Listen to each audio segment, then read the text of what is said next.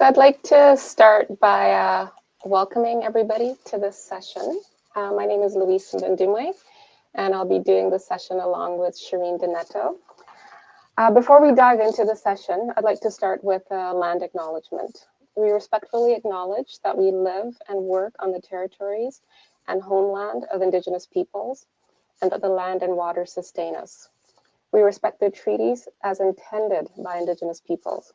It is our responsibility to understand the truth of our history, be aware of the present, and work with Indigenous peoples to make positive changes for the future. So I'm gonna start by sharing our PowerPoint. Hopefully this will work.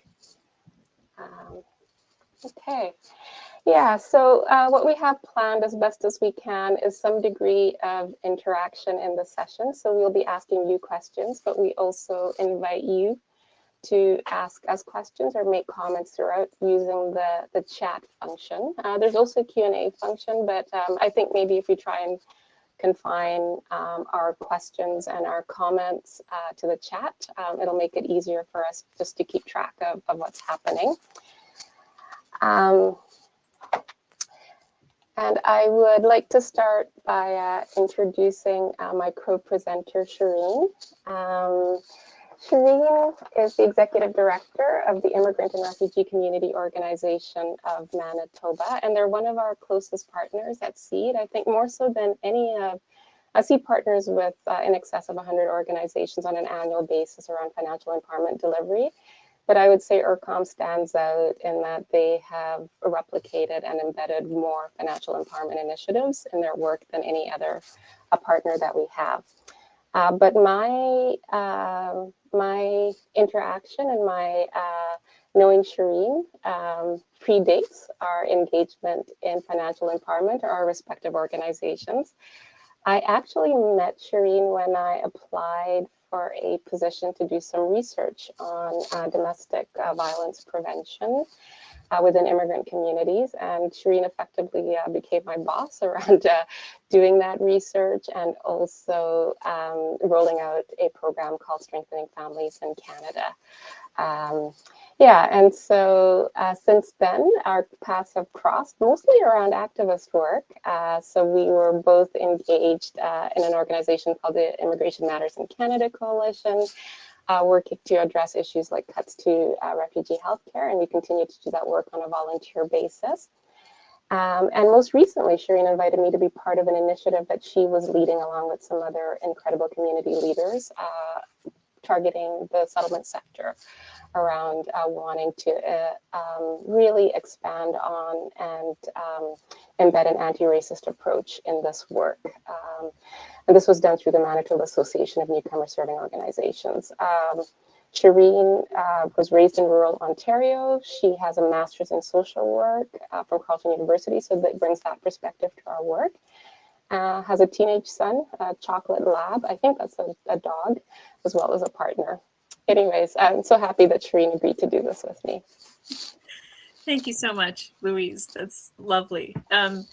Yeah, I first met Louise about 15 years ago, as Louise mentioned. I was working at a community health agency, and it was this complex partnership project. And, you know, Louise led that project and created a program of such high quality and impact that model and programming, persist to today. So, and, you know, I was telling Louise, I learned some of my first lessons in financial empowerment from Louise. So she raised the issue of fair pay for work and services provided. And Louise restructured the budget beautifully and presented such a cogent, rationale. It stuck with me. It's stuck with me to today. And of course, we accepted it readily, and it was the right thing to do. And the other thing I learned through that process from Louise was the importance of advocating for financial empowerment, whatever position you're in and whatever role you're playing. I think it was two really important life lessons for me. So, and as Louise mentioned, I've been super privileged to work alongside Louise in many grassroots advocacy initiatives. So Louise is the co-director of SEED Winnipeg, supporting employment and economic development. Winnipeg, one of our I would say, the primary financial empowerment nonprofit organization in Winnipeg, doing remarkable work.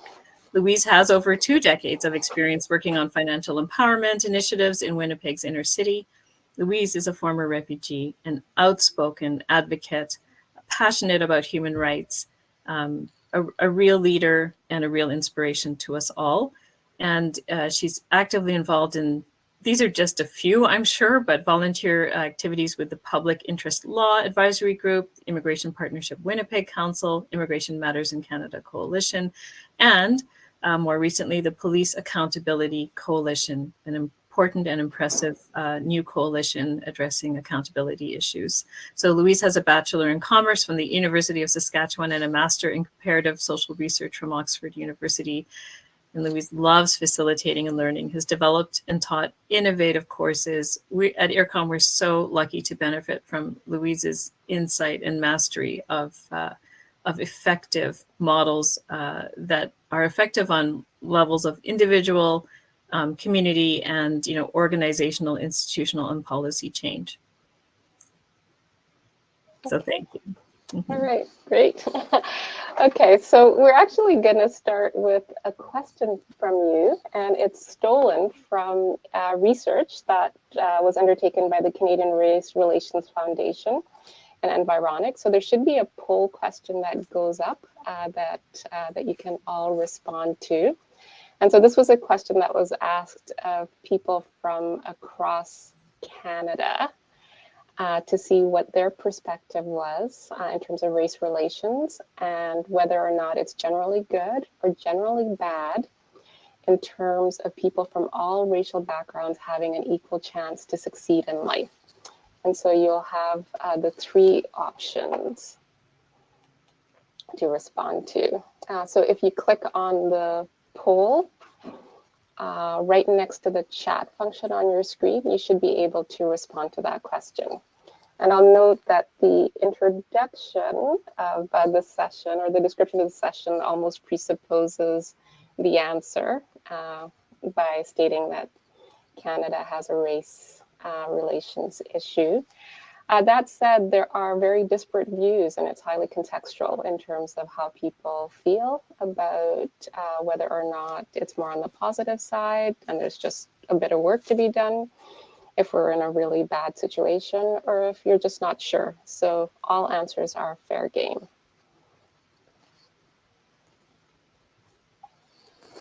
I'm not sure how long I should give this. I'm going to look for guidance from Shireen, who is administering this poll. In terms of whether or not all the answers were in. So it looks like, the majority are saying that it's 65% of the people here say that it's bad, 17% say that it's generally good, and about 17%, it's just jumped up to 20%, cannot say. All right, so let's see how consistent we are with how the rest of Canada thinks about this question.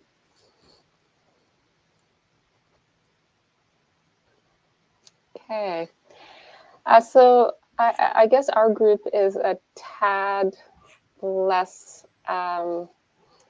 positive about the situation than the majority of Canadians, who tended on the side of generally good. And those 2 lines that you see, the darker orange was in 2019. The lighter color is in 2021. And so you can see the way that it's trending. And so although the majority of Canadians believe it's generally good that we're polled, in the last 3 years, that perception has gone down. So it's at 54%, which I think stands in almost opposite contrast to what we feel in this room. The other thing to note is that the responses vary quite a lot by race. And so these are the folks that responded in 2021 that things were generally bad in terms of people having an equal chance of succeeding at life. And so you can see with white respondents, 30%, very similar to Chinese respondents. Although what's really notable in terms of the responses from the Chinese community is that there was quite a marked drop when you compare 2019 and 2021, attributable possibly to some of the anti-Asian racism that we witnessed and that people had to endure during the pandemic. South Asian, less positive, and with the Black and Indigenous communities being the highest in terms of indicating that it was really bad. And there were also the groups that indicated much more direct experiences with racism.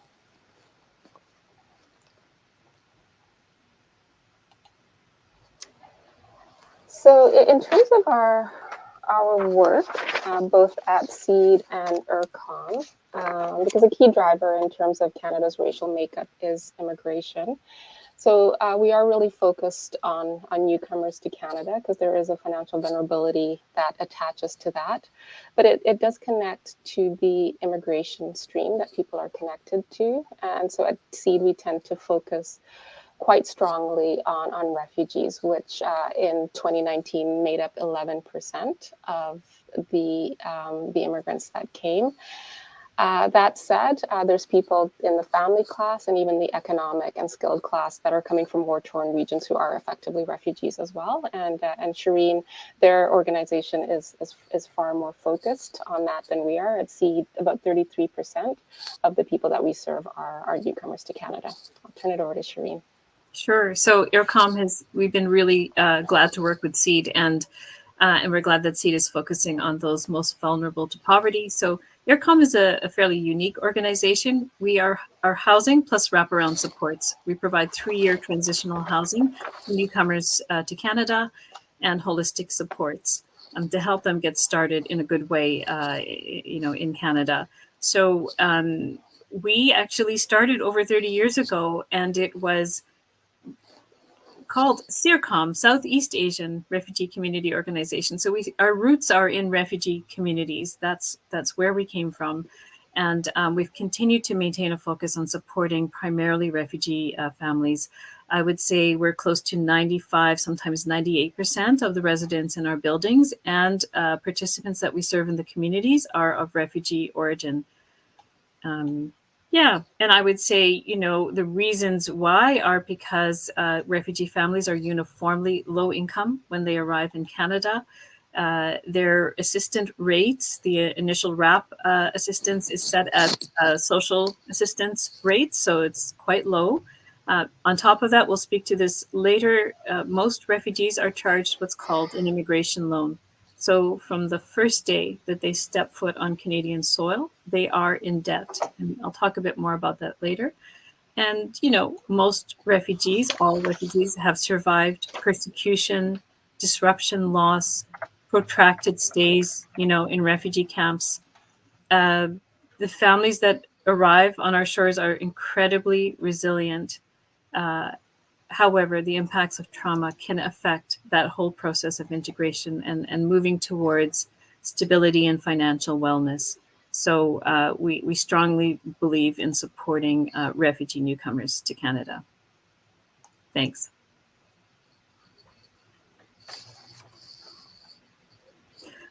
Right, and I think I was going to speak to this as well. Sure. So this slide shows, we pulled a few statistics to speak to the link between being racialized. So I would say when I speak of refugees, I'm speaking of racialized peoples predominantly. So we thought we would look at the link between racialized and key areas such as poverty, housing, employment or unemployment. And, most of this data is coming from Stats Canada 2016. It'd be very interesting to see what we find in the new census. And as you can see, there are strong links between being racialized and outcomes or the statuses related to poverty, housing and employment. So for example, when you look at poverty rates, 20% of racialized peoples in Canada live in poverty versus 5% of non-racialized. If you look at housing, 50% of racialized people live in unaffordable or overcrowded housing situations versus about 28% of non-racialized. And finally, employment, about 9% of racialized people are unemployed. It's about 7% when we look at non-racialized peoples. Yeah, so when you look at those primary determinants such as income levels, housing, and employment, you can see that race plays a really, really significant role in how well you will do in Canada. So one of the things that that came through in the Race Relations of Canada research is much more awareness of systemic racism, with if compared to 2019, with more people feeling that that outcomes were related to systemic issues as opposed to just looking at racism that occurs more at an individual level. So I'd like to pose a question to the group. And again, if you could put your responses in the chat. What are some of the ways in which systems prevent racialized community members from achieving financial well-being? And when we think of systems, it would be things like the educational system, the media, the legal system, the various institutions that provide people with services, the tax system. So think as broadly as you can, but if you could start identifying what some of those pieces are, that would be great.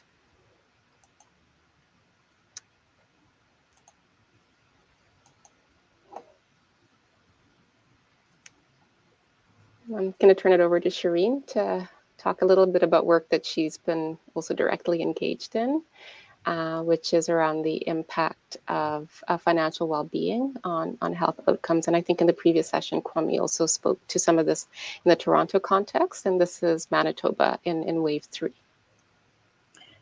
Yeah, and Louise, I can see a couple of comments in chat that people are potentially less likely to get hired for a job. Absolutely. And uneven access to internet and high cost of internet services in Canada. Yeah, I think there was just a recent study that spoke to the cost of internet being a real barrier. Families that I am aware of had very low speed internet. They couldn't afford the premium packages, and it greatly hindered all sorts of educational and engagement outcomes over the pandemic. Should I read some more of them, Louise? Or sure, I think that would be great, Shireen. Yeah, okay. Please go ahead. Yes, barriers to engagement / participation services. Yeah, absolutely. Barriers to tax filing. Sure, the deadlines were extended during the pandemic, but it was incredibly difficult for families to do all of this work remotely. Yeah, there's a lot. Lack of diversity in recruitment processes, lack of accessible financial education information, depending on internal family systems to gain this knowledge, right? There's a complete difference between established Canadians and their social capital and networks versus newcomers, in particular refugee newcomers who do not come with family networks. Not having affordable housing, not providing employment opportunities. Yeah, lots of great points. Yeah. And also not recognizing experience from home country, which we'll be talking a little bit about. And again, recognizing the education from back home. And I think the digital divide, Shireen, has been huge in terms of people being able to access services and supports with everything going online, and has put tremendous pressure on community-based organizations to try and fill that gap by providing in-person services. Yeah, absolutely. Okay, so maybe I'll speak to the next slide, which also speaks of those differential impacts on racialized communities. So this first slide, so I've been actively involved since January of this year in a coalition of settlement, health and ethnocultural organizations. We got together because the vaccines were coming, the vaccines were being announced. And we knew that there was this incredible gap in terms of access to good and accurate information and then actual access to vaccines. It's called the Newcomer Vaccine Awareness Working Group. And we've been meeting to address a whole slew of gaps and systemic barriers. And it's been a really incredible process. And for example, members of this group, plus additional BIPOC leaders in the community, lobbied the province to share disaggregated data by ethnocultural community of COVID-19 infection rates. So this information unfortunately, was only shared in March of 2021. So that's one full year into the pandemic when the data was provided, or the press conference was done and the report was shared. And I would say that in itself points to systemic barriers, that it took active lobbying and that length of time for this data to be shared, probably resulting in all sorts of really negative impacts on racialized communities. So yeah, this graph shows that 35.4% of COVID infections were among those identifying as white. The statistics also demonstrated that when you add up all racialized groups, so we have some selected here as examples, but when you add them all up, it's between 51 to 64.6%. So there's a group that identified as other, so that's why it could be, there's a bit of a range.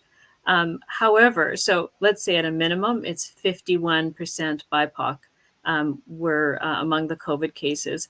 And in terms of the population makeup, only 35% of Manitoba's population are BIPOC, and yet the infection rates were above 50%.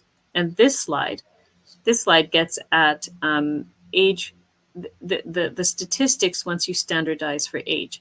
So in standardize, and I'm not a stats person, so bear with me, but I think age standardization is needed because you have to take into account the differential impacts of COVID on various age groups and the fact that BIPOC communities or populations are generally younger. So here you can see that the data shows overrepresentation of racialized communities. So if you have white Manitobans as a reference group, which is the lowest bar, then Filipinos had 3.55 times the rate of infections, Black Manitobans had 5.68 times the rate of infection, and Latin Americans 6.42 times. South Asians, 8 times. So pretty revealing statistics. And, you know, in the press conference where they shared this information, the higher rates were attributed to a whole slew of systemic factors, such as, you know, obviously low income status, low economic status, overcrowded, inadequate housing, and higher risk occupations. And I think in the chat, that's what people were largely talking about. Those are risk factors that have all sorts of profound impacts. And in practice, that's exactly what we saw. We saw lower income newcomer families having to take the bus more. They had to go to work in person more. They had to work in settings such as meat packing plants. You know, Cargill's not in our province, but we have equivalent. One of the largest outbreaks in Canada at the time in February happened at Cargill meat packing plant, predominantly racialized employees.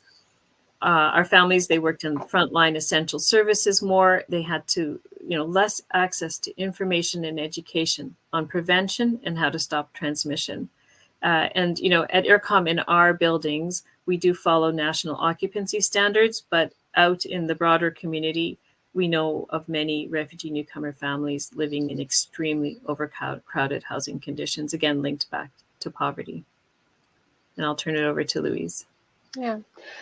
So in reflecting on the role of financial empowerment on all of this and how we can improve the well-being of racialized community members, we've organized our presentation around 5 areas. One is addressing precarious low-wage employment.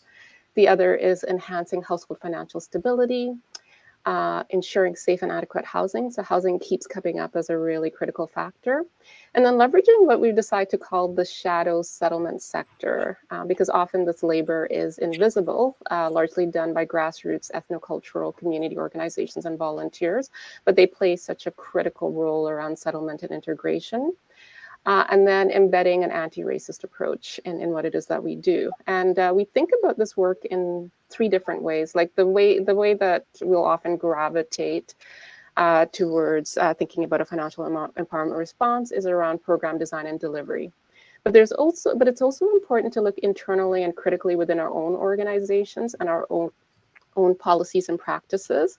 And then lastly, recognizing that there is a systemic piece to all of this, the imperative to also work at a policy, institutional, and systems level. So the pillars of financial empowerment. So this is how we think of our work, often interrelated. This is a This is a graphic that I believe Prosper Canada came up with, and I use it a lot. So financial literacy and coaching, taxes and access to benefits, providing access to safe and affordable financial products, savings and asset building, as well as debt reduction. We include that there. And then finally, consumer protection. So thinking about these different 5 areas, thinking about them from a program delivery perspective, but also thinking about them from more of a policy and systems perspective as well. All right, so time for another question. So what we'd like you to do is reflect on your community and maybe provide just a brief sort of description of what are some ideas you have about how financial empowerment, so think about those 5 pillars, can improve, or else maybe there's some really great programming or great initiatives that are happening that you'd like to share. That are improving the financial well-being of racialized community members.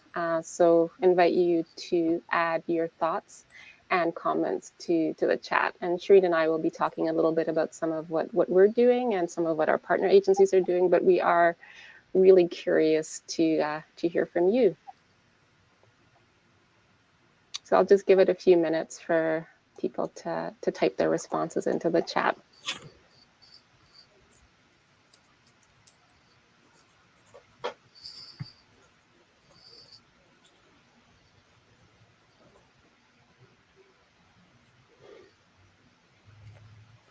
Okay, so we have Liz, who I guess is a really fast typist. Help racialized communities connect to savings and asset building opportunities to help reduce wealth inequality.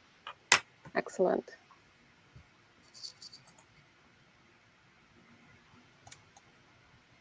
Any other thoughts or comments?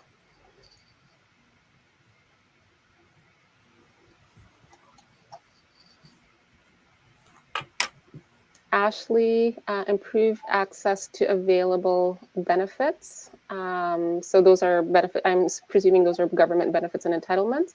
And then the products. So those would be, I believe, sort of financial products. Cynthia echoes that with safe financial products. Stacy takes a broader approach in terms of health. And I think a lot of our discussion, both earlier today in the previous session and in terms of what has been presented, the social and economic determinants of health. So helping racialized people reduce stress, illness, and need for time off. That is really critical. And the race relations report really highlighted the impact of COVID in terms of mental health, particularly on Black community members. We have safe financial products. That's interesting. That comes up again. Free financial literacy, increasing employment. Adam thinks post-secondary education, making that cheaper, helping families access grants, safer education. And I think I heard this morning, perhaps even making it free, which is a mind-boggling concept, but that would be amazing in terms of reducing barriers. Liz is talking about building the capacity of organizations that serve racialized community members. A specific example, agency offering match savings and money management programs to provide both education and tools for their financial life in Canada. Culturally sensitive and appropriate programming. Adam is like free. Okay, these are great. Thank you. Keep those coming. That's really helpful. All right, so let's dive a little bit into some of some examples. So let's talk about addressing precarious low-wage employment. One of the points that someone made, or a couple of people made earlier around systemic factors, was credential recognition. And I know with our family, my mom was a teacher back in Burundi and Kenya, and couldn't get those credentials recognized. She literally had to come to high school with me in order to be able to qualify to go to university and get back into her profession. So it can be a long and very expensive journey. And so one of the programs that SEED offers is a program called Recognition Counts, and it's microloans for skilled immigrants in high demand occupations in Canada. And it also offers financial coaching. So people can access loans of up to $15,000, and it can be used for the actual education. It can be used so that they can quit their survival job and study for the exams that they need to pass. Often there can be travel costs associated with traveling to where the examinations are happening. And so they're very, very flexible. The vast majority of people that actually go through that program are in the medical field, which is something that's obviously in really high demand now. Bucky went through the program a number of years ago. She was a nurse in her home country. She actually also was was a participant in our Access to Benefits program as well as Recognition Counts. And eventually was able to requalify as a nurse. And I love this quote from her where she literally framed her first pay slip and put it in a frame in her bedroom. And has just been an amazing advocate. And so what I'd like to give a shout out to Assiniboine Credit Union. They actually developed a financial product specifically for this program. So that whole area of safe and affordable financial products with very flexible repayment schedules, a reasonable rate of interest and all of that, so that the program can be accessible to people that have exhausted all other options. But in addition to the programmatic intervention, there is that broader issue of the fairness of the system. And so we have been part of, alongside other organizations, advocating for a fair and transparent credential recognition system. And so this is one of our staff members testifying in front of the Standing Committee on Social and Economic Development around provincial legislation, arguing for introducing more fairness into the system.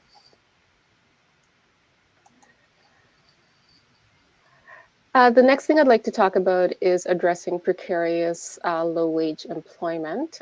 So the Canadian Centre for Policy Alternatives has done some really great work around identifying and stipulating what a minimum living wage is for Manitoba. We know that it is it's important, but it isn't the whole answer. But as organizations, I think it is imperative that we look at trying to get to the point where we are paying a living wage. And so at SEED, that has been an important piece for us.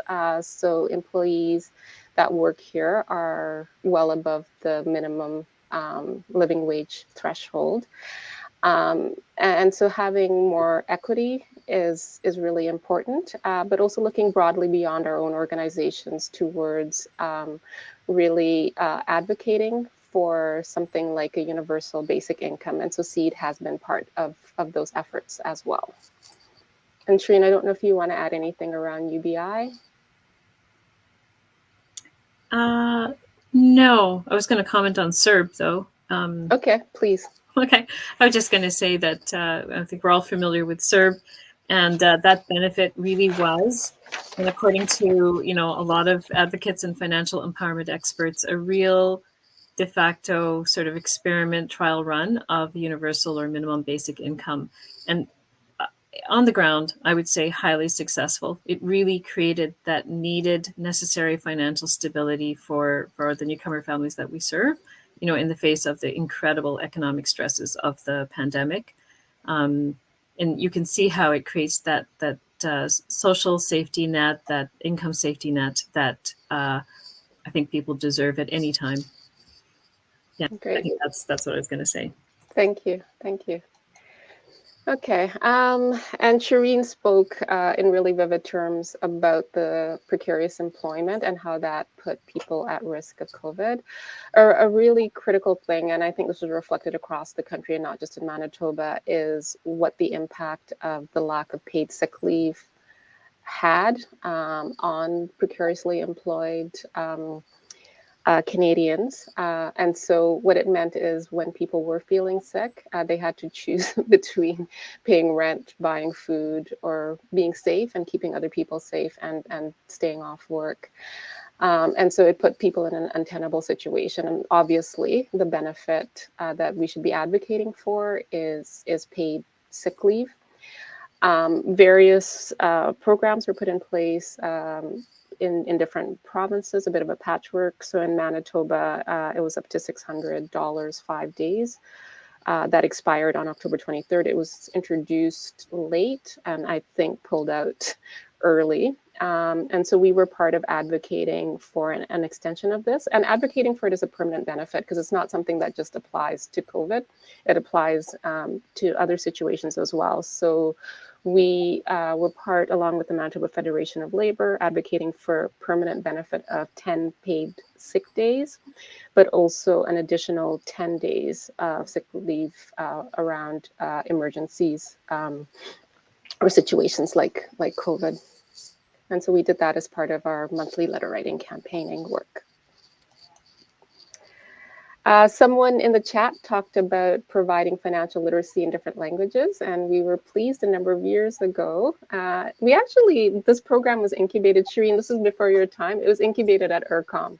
That's where we did the first research and design of first language financial literacy delivery, and then got some money from Prosper Canada through TD to actually introduce it as a broader scale program through which we trained 26 community-based educators, and they delivered money management to over 200 people in 11 languages. And even though it was a number of years ago, a number of those facilitators, like Catherine, are still active and continue to facilitate in first language. And Catherine was amazing, both as an interpreter and as a deliverer, because she speaks 7 languages, which boggles my mind as someone that only speaks 1. It's amazing. And then we also translated elements of the curriculum into other languages. And so you can see a couple of examples of the languages that the curriculum was translated into.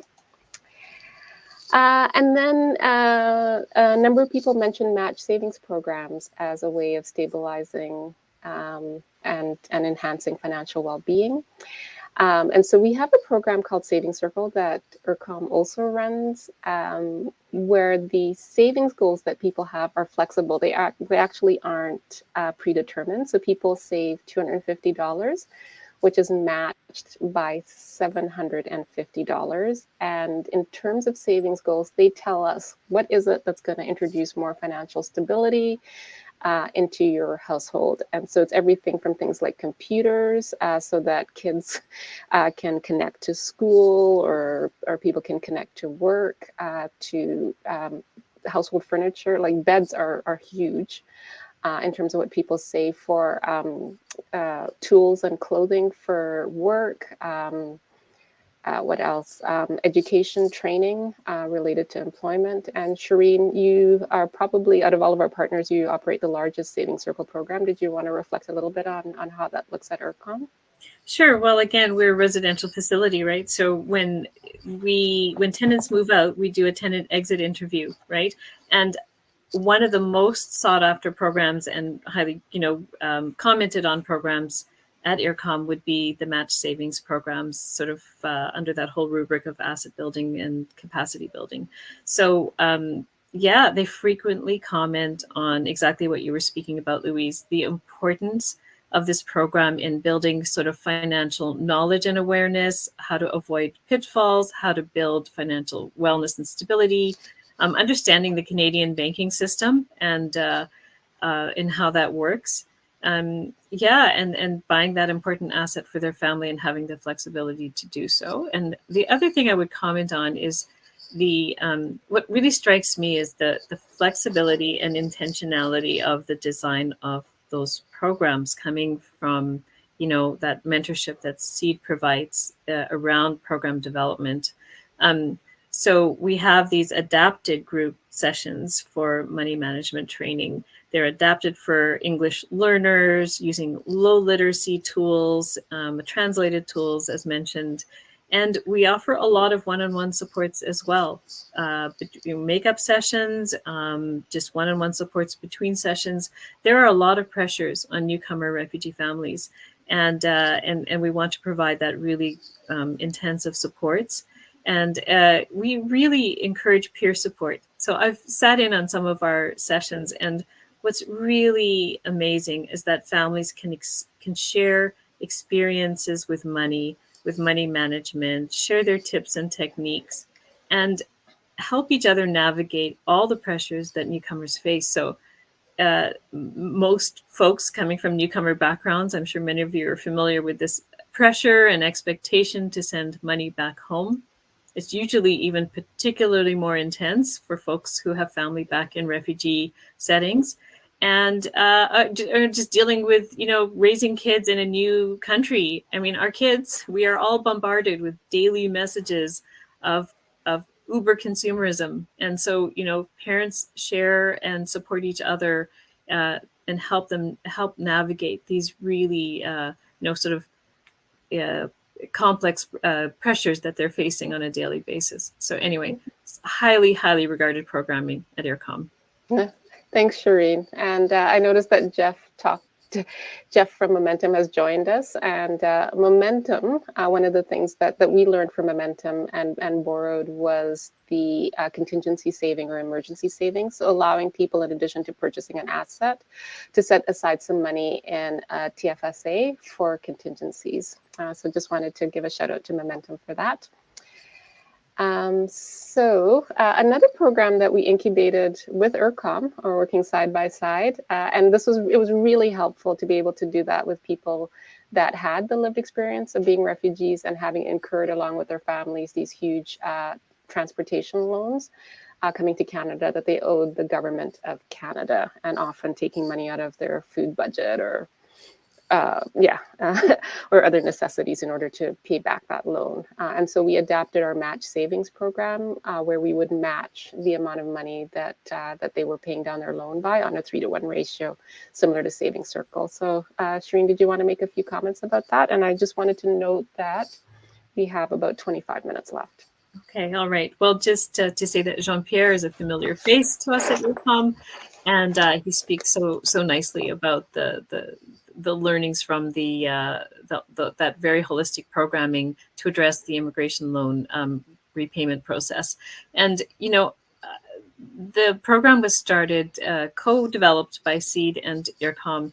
The staff that helped develop it were of refugee origin, and it was developed with that understanding that this creates incredible financial risk for folks who have just newly arrived to Canada. It's deeply, deeply unfair, and it's bad policy and needs to change.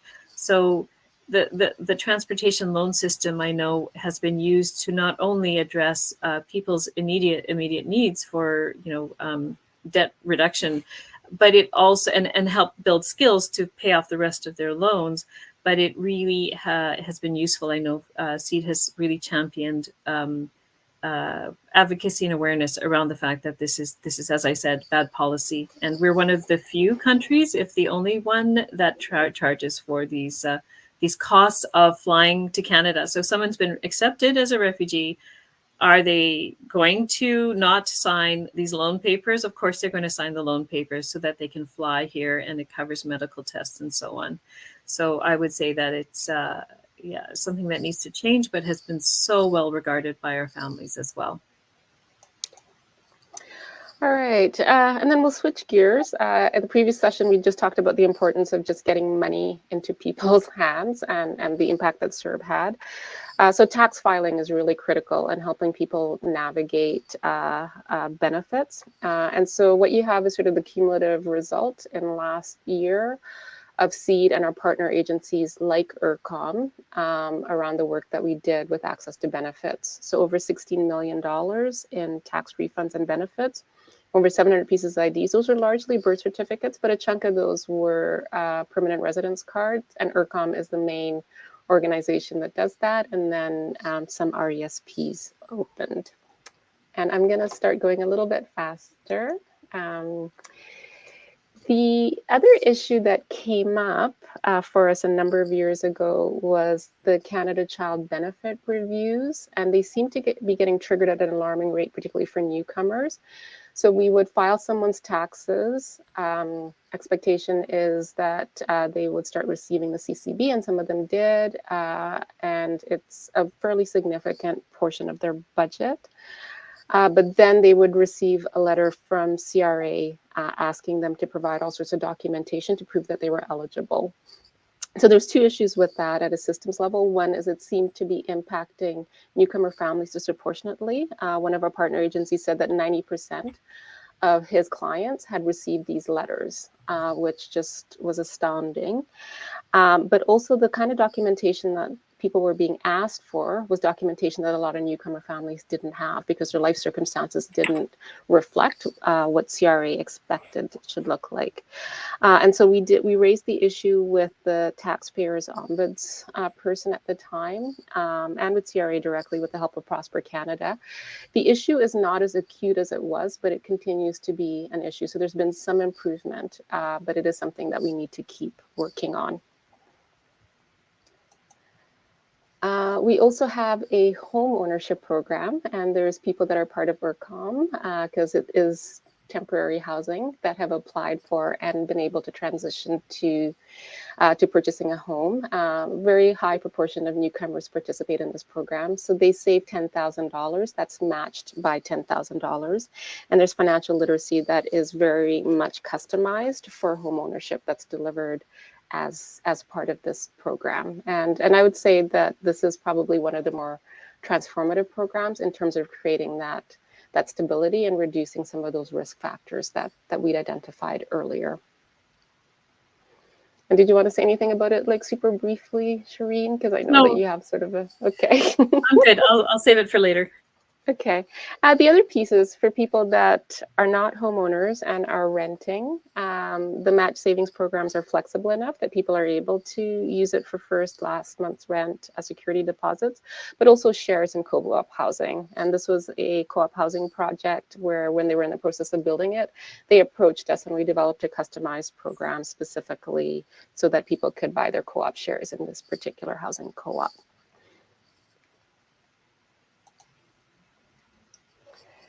Then I'm going to turn it over to you, Shireen, to talk about the IRCOM model. Sure.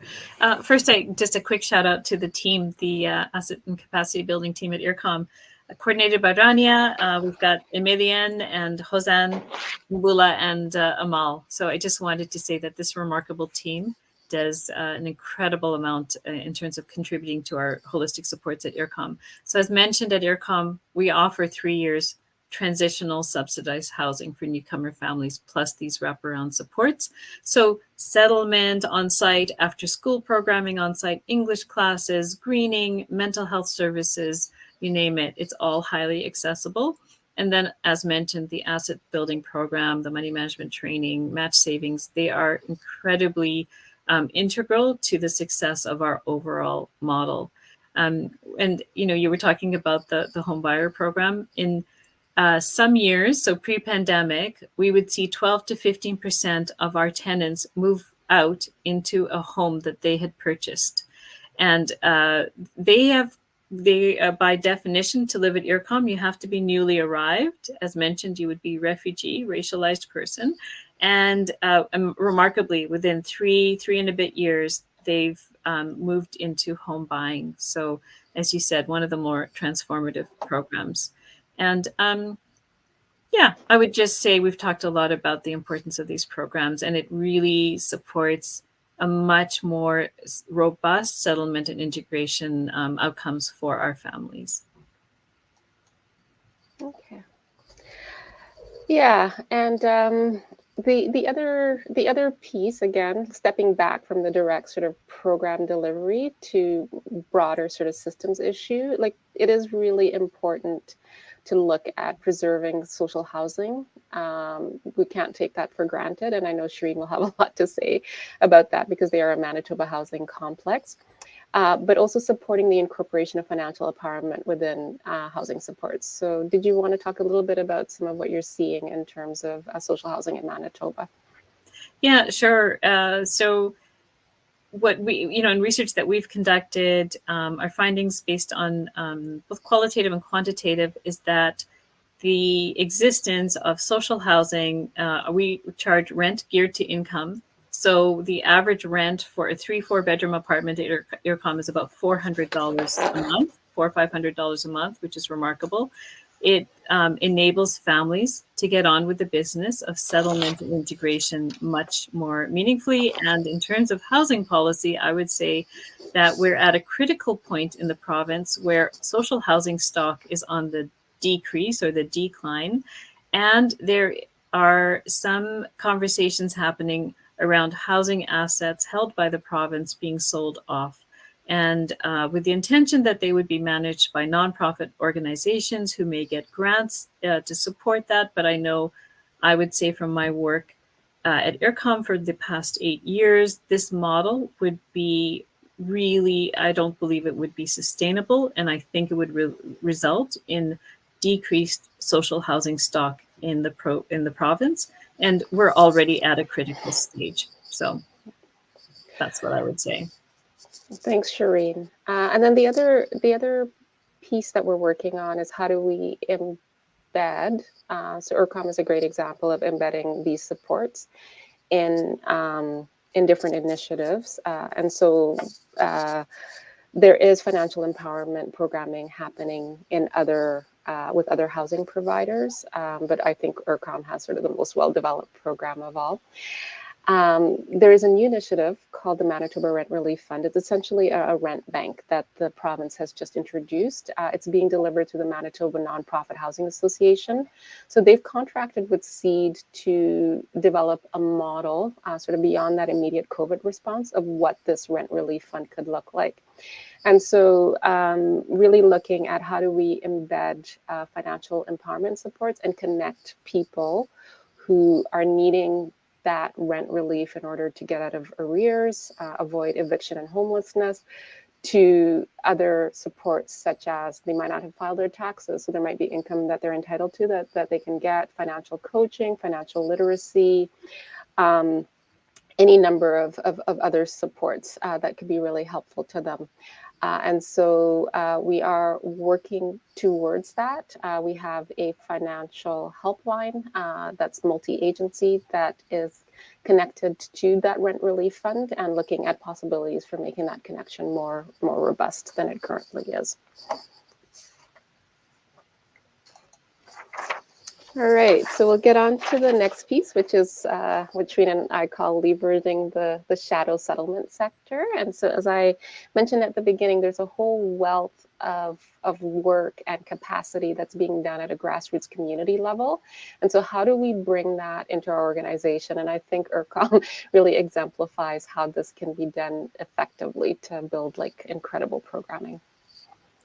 Thanks. Yeah, I mean, you can see that we have this incredibly diverse team, and it does mean that we are connected to those extensive ethnocultural community networks.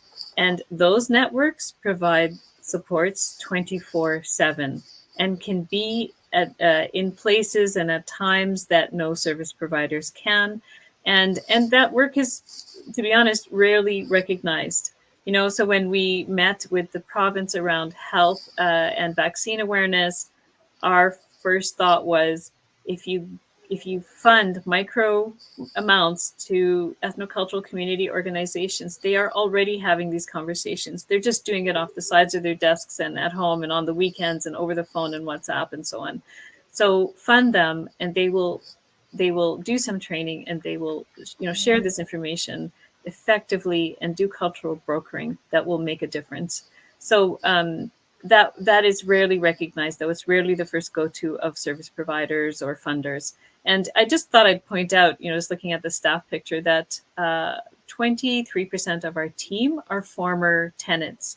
So it speaks to the strengths of our model, and also the fact that there is incredible capacity within our community of service, within our service recipients, in quotes.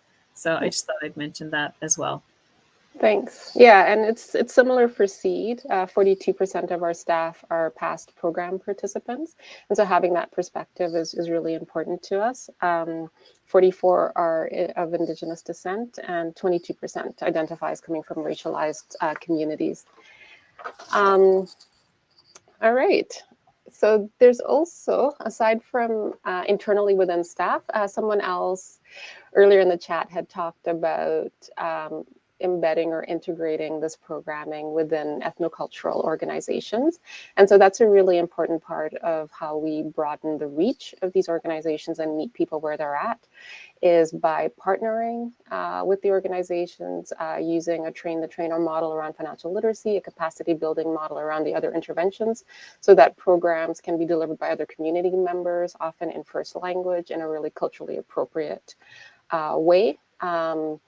And so what you have listed is some of the partners that we actively work with. And I'm always a little bit hesitant to use sort of that capacity building language, because I don't think it captures the way in which capacity flows both ways. So I would say that in the same way as our partnership with IRCOM around co-developing programs has resulted in huge learnings for SEED, we're learning a lot from these partners, and it is impacting what we're doing at SEED and how we deliver our programs so that we can more effectively deliver our programs to a very diverse set of participants. I don't know if you want to add anything to that, Shireen? No, thanks. Okay, all right. Shireen, this one's all yours. Right. So we, as Louise might have mentioned it a bit earlier, a group of folks from different levels of organizations in settlement and, you know, groups working with newcomers to Canada. We got together realizing that our umbrella settlement organization didn't have an anti-racism policy, platform, or approach, and yet there was an interest there, and that we were all working on diversity, equity, and inclusion, but in our own organizations and fairly siloed. So we worked collectively, and we put forward a policy resolution at the AGM in June at Manso, and it was accepted unanimously. And it's this really wonderfully well thought out document. It took many meetings to put it together, and it's going to result in some really interesting change in the settlement sector. So yes, we are incredibly diverse, but are we equitable? Are we inclusive? I believe there's a lot of work yet to be done. And so it's a really interesting challenge, and it's going to be a really interesting process moving forward. Thanks, Shireen. And yeah, the leadership that Shireen showed, and just taking all these disparate thoughts and creating a resolution that actually made sense was incredible. So yeah, loved working with you on that. Yeah, and so then the next piece, which I think follows very closely on what Shireen talked about, is that sort of very critical and flinching eye at our own organization. So I shared with you what sounds like some really great stats around our staff being representative of the communities that we serve. But if I look at the management level, the picture, I think there's a lot to criticize in terms of what that picture looks like, or if we look at the executive committee of the board. And so really starting to take a look at our own policies, practices, and results, not with in a defensive way of saying, and trying to prove how we're not how we aren't racist in terms of our approach, but recognizing that systemic racism is just that. We're not immune from it, that it is part of how every institution in Canada functions. And the only way to address it is by being really open to looking at it and being self-critical. Shireen?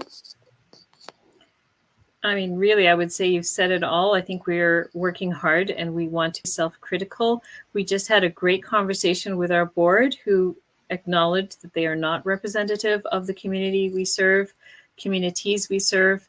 And they consulted with another board chair who had done tons of work on diversifying the board. And so they're super energized. They have some really great ideas about building inclusion and having some that target of representation on the board.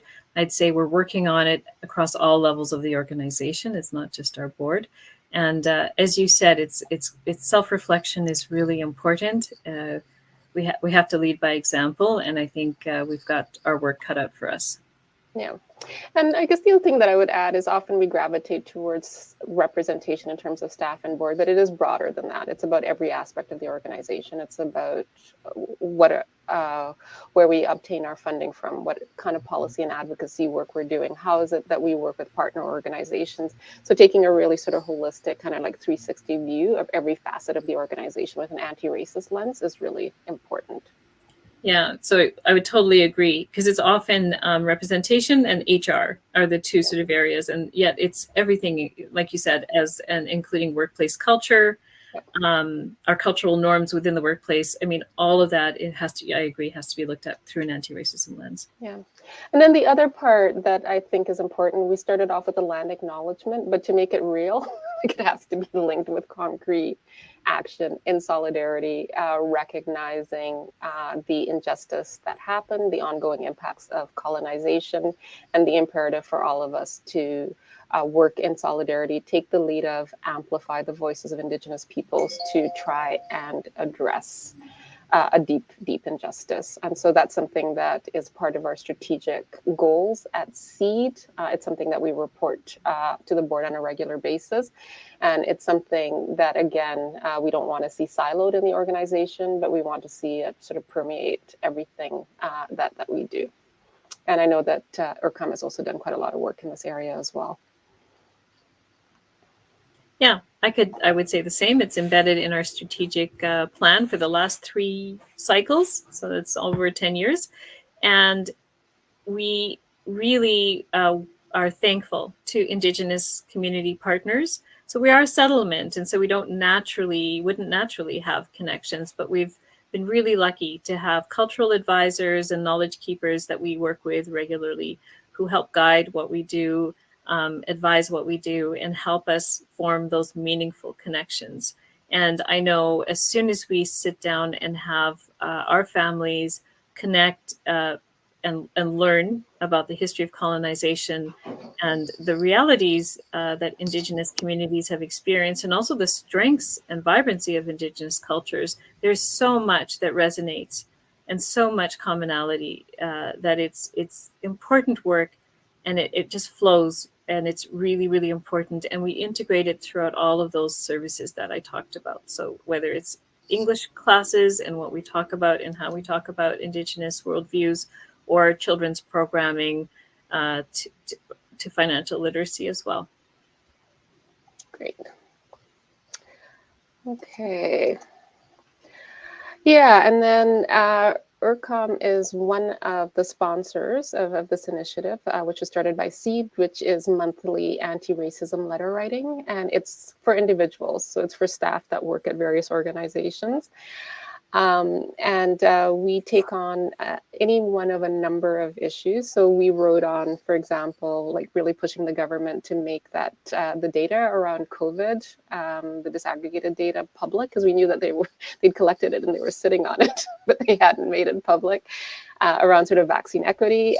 In our October letter writing, we advocated for a just recovery from COVID, urging the government to compensate Indigenous children and stop the litigation in court, ensuring low-income seniors receive a guaranteed income. So that's around the clawbacks related to CERB and GIS, and then healthcare protections for migrants during COVID. So that's just an example, but every month we write on a number of different issues.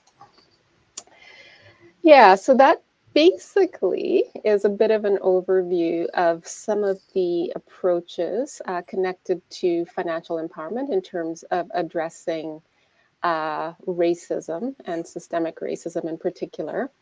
And what we wanted to leave you with is a tool that we thought might be helpful, and I will turn it over to Shireen to talk a little bit about it. Yeah, I think our intent here was to leave everyone with a few takeaways in terms of race and financial literacy. So, are we educating ourselves about racism in Canada? Are we serving the demographic groups most at risk of poverty? Do staff at all levels of our organizations reflect demographic composition of the communities we serve? So we talked about that quite a bit. And, do we develop and customize programs to reach racialized communities? And, are they actively involved in developing programs and identifying areas and gaps? Is program development guided by people with lived experience? So that speaks to that point. And are we working in partnership with and increasing the resources available to grassroots community organizations? So, as we get more and more popular and good at what we do as nonprofits, are we also paying attention to all the other groups doing this work in parallel, and making sure that they also have the resources that they need to do this work, because we cannot do it alone? And are we amplifying the voices of community leaders and advocating for systemic change? And we've talked quite a bit about how that's integrated into our approaches at both our organizations. Yeah. Great. Thanks, Shireen. Yeah, and I'll just really underline the issue of the increasing the resources available to grassroots community organizations, because they're often shut out of funding streams that more established organizations are able to tap into. And so at SEED, we see one of our roles as securing that funding and then making sub-agreements with those organizations so that they can, and so we're not relying on volunteer labor and people doing it off the side of their desks, that people are actually getting paid and compensated, and that those organizations can build up a profile so that at some point they might be able to secure that funding directly from those agencies. And it's also introducing them to funders. Federal funding in particular can be quite complicated, and so putting together a strong collaborative that consists of organizations that are led and deeply connected to racialized communities is really important. Yeah, so that is, I think, everything that we wanted to present. I was hoping to leave 15 minutes for a Q&A. We don't exactly have that. We have more like 10, but I think we did pretty good. We are sharing our contact information if you want to email us to either share resources with us, or if you have any questions about anything that we presented, we're certainly open to that. And just wanted to thank you so much for attending the second day of ABLE. And there's more great sessions that are planned on the 23rd, so hoping that you'll be able to attend that. And we have, I guess now it's down to 9 minutes for any comments or questions or anything that anybody else would like to share in the chat. And now there's dead silence, but of course there is, because we're the only ones with audio. But yeah, if you feel free to put any questions in the chat. Jeff has commented, great self-assessment questions helps me recognize how much more we could do as an organization. Well, that's good to hear. Someone else said that it's a very helpful tool. Oh, and Julie has asked, has your letter writing initiative yielded any results? Yeah, we're taking full credit for everything. So when the province released their data, their disaggregated data, we took credit for that. Yeah, so there have been a few things where the things that we've asked for have happened, but generally what we're doing is we're adding our voices to campaigns that are already happening. So we're just part of the puzzle. And so one of the things that we were really pushing for was vaccines being more broadly available, I think connected to Shireen's work, and not requiring a health card in order to be able to access the vaccine. So that's happening. And so we have seen some success, particularly around like really local issues. And then we're hoping to support the great work of organizations like Prosper more at a national level.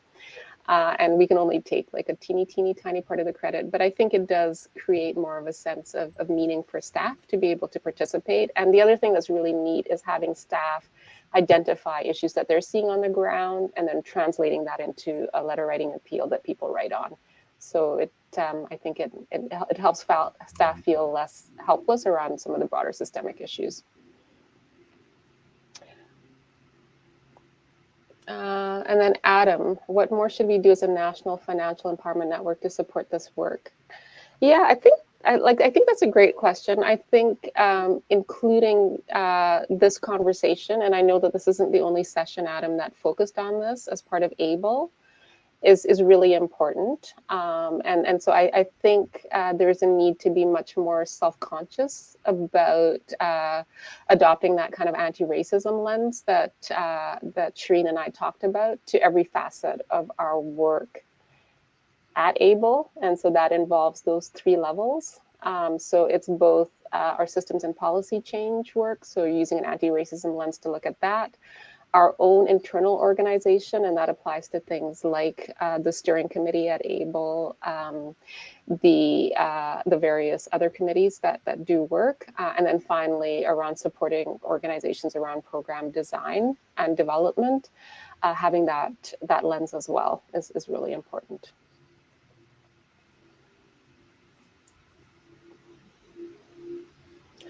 And then we have a question about the presentation and slides for future reference. Yes, and I was able to figure out late last night, it took multiple tries, how to actually share the slides because it's a huge file with with Prosper Canada. And my understanding is that all of the slides and presentations are going to be made available to people that attended the sessions.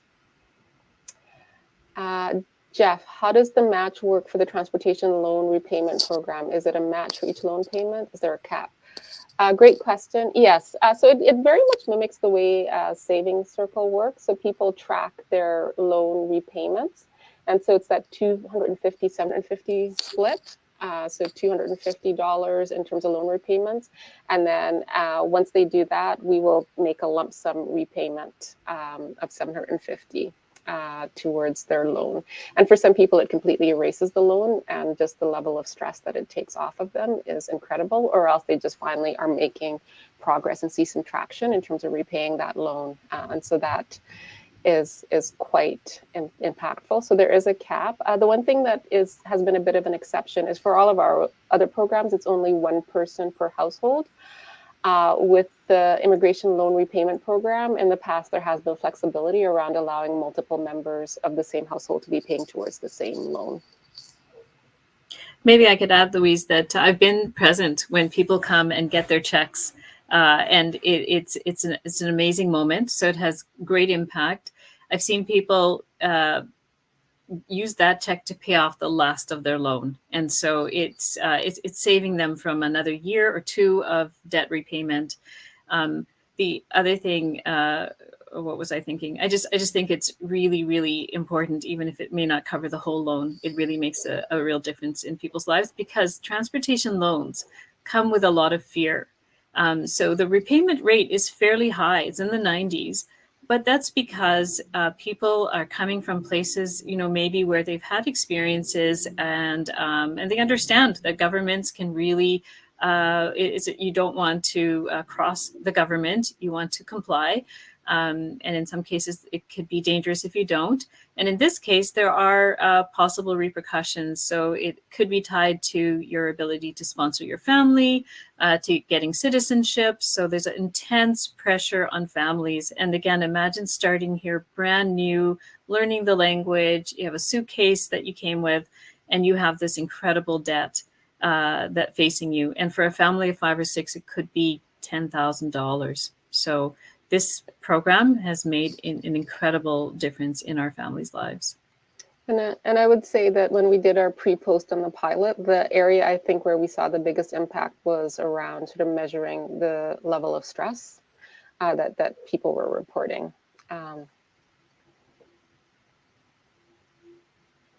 Okay, I'm just checking to see if there's any further questions or comments or anything else that anybody wants to share before we sign off.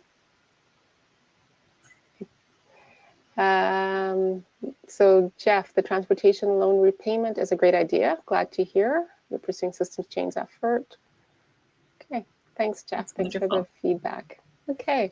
Louise, so can we do a shout out to the United Way and of Winnipeg, and you mentioned Assiniboine Credit Union. I just thought we should mention two key partners in some of our major, asset building programming. Yeah, and they're also part of the both the Manitoba Financial Empowerment Network as well as the Empower Manitoba Program Delivery Collaborative.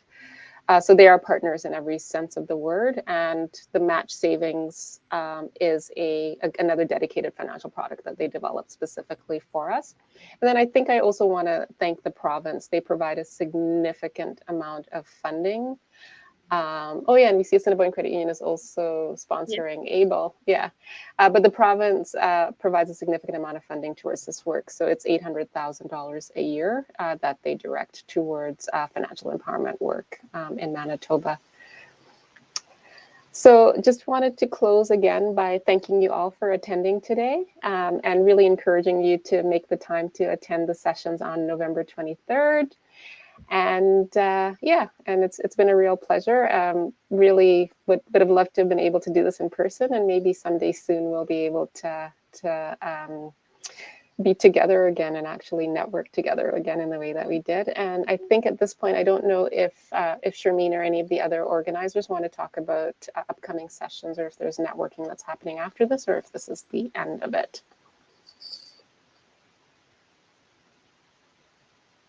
Thank you, Louise, Shireen. That was wonderful.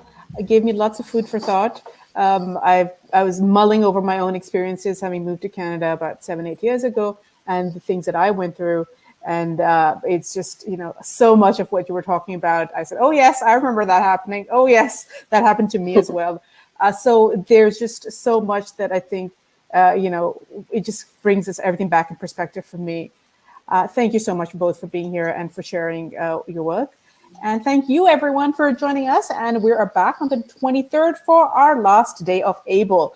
You can see our impressive lineup of speakers on the ABLE website. You can see the agenda there, and you can take a look at the sessions that will be happening that day. We look forward to seeing you then, and have a wonderful day. Bye, guys.